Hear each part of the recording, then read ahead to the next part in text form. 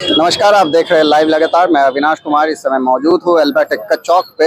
यहाँ पे मेरे साथ है आयशा छात्र संघ के लोग और इस वक्त आयशा छात्र संघ रोहित वेमुला की शहादत दिवस आज मना रहे हैं। बता दें आपको कि 17 जनवरी 2016 को रोहित वेमुला ने आत्महत्या कर ली थी।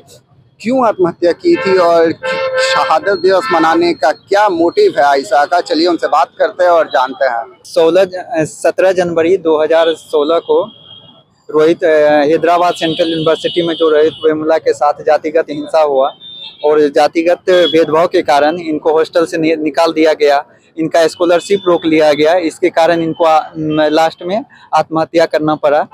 तो आज हम सभी आयशा के जितने भी साथी यहाँ पे पहुँचे हुए हैं, इसके थ्रू मांग कर रहे हैं कि देश भर में रोहित वेमुला एक्ट लागू हो और जो जातिगत हिंसा हो और जो शैक्षणिक संस्थानों में जाति के आधार पर भेदभाव होता है और उसके साथ साथ भी कई तरह का भेदभाव होता है। कभी आजकल तो एक नया भेदभाव जुड़ गया है कि आप हिंदी में लेके जाते हैं रिसर्च पेपर तो बोलता है कि आप इंग्लिश में लाइए।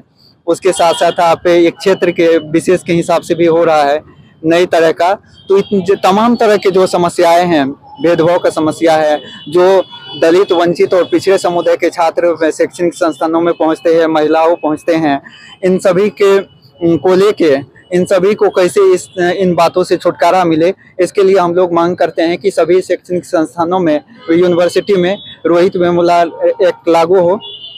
देखिए, रोहित वेमुला एक्ट इसलिए लागू होना जरूरी है कि आप देख रहे हो कि तमाम तरह के, चाहे आईआईटी हो, चाहे एनआईटी हो, चाहे मेडिकल कॉलेज हो, आती रहता है कहीं ना कहीं जातिगत भेदभाव का। तो वहाँ पे कुछ स्पेशल है, इस तरह का कोई भी नहीं है कि उसके माध्यम से हम रोक सकते हैं। जब रोहित वेमुला एक्ट आ जाता है तो इसके माध्यम से हम त्वरित उनको निर्दय सही समय पर उनको जांच पड़ताल करके जो इसमें शामिल रहते हैं उनको सजा दिलवा पाएंगे। वो जो रोहित वेमुला एक्ट है, एज इन कोई कानून हमने ड्राफ्ट नहीं करा हुआ है। हमारा मांग है कि जो अल्टीमेटली दिक्कत है, आप देखिएगा कि जितने भी यूनिवर्सिटीज है, जो ड्रॉप आउट का रेट है वो दलितों में, महिलाओं का ड्रॉप आउट रेट ज्यादा होता है बकायदे बाकी लोगों के। तो ड्रॉप आउट कोई अपने आप नहीं हो रहा है, ये ड्रॉप आउट जो है ये इंस्टीट्यूशनल है, संस्थानिक है, हम ये मानते हैं। क्योंकि लगातार जो दलित छात्रों को और महिलाओं को और भी जो पिछले लोग हैं उनको हिंसा का शिकार होना पड़ता है, छात्रवृत्ति कहा जाता है, उनको हे दृष्टि से देखा जाता है।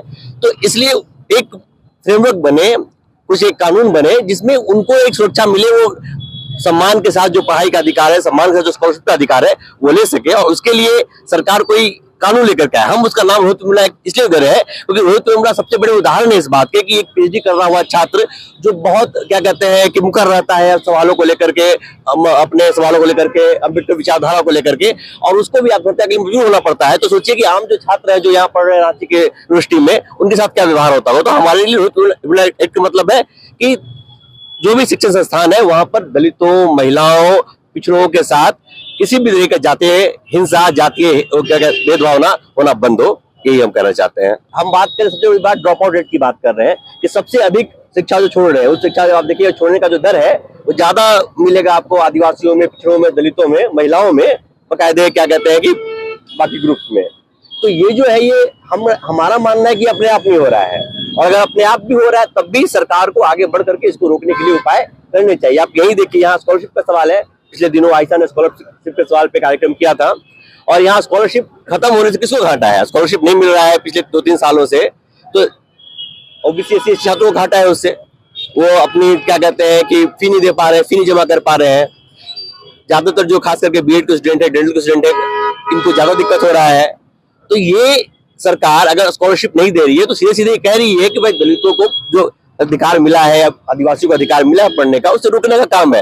तो रोहित वेमुला एक्ट के जरिए हम ये भी कहना चाह रहे हैं कि जो स्कॉलरशिप का अधिकार है उनका, वो लगातार उनको मिलता रहे। आज 2 साल हो गया है झारखंड में और अभी तक स्कॉलरशिप नहीं मिल रहा है, जिसमें केंद्र सरकार राज्य सरकार को दोष देती है, राज्य सरकार केंद्र सरकार को दोष देती है।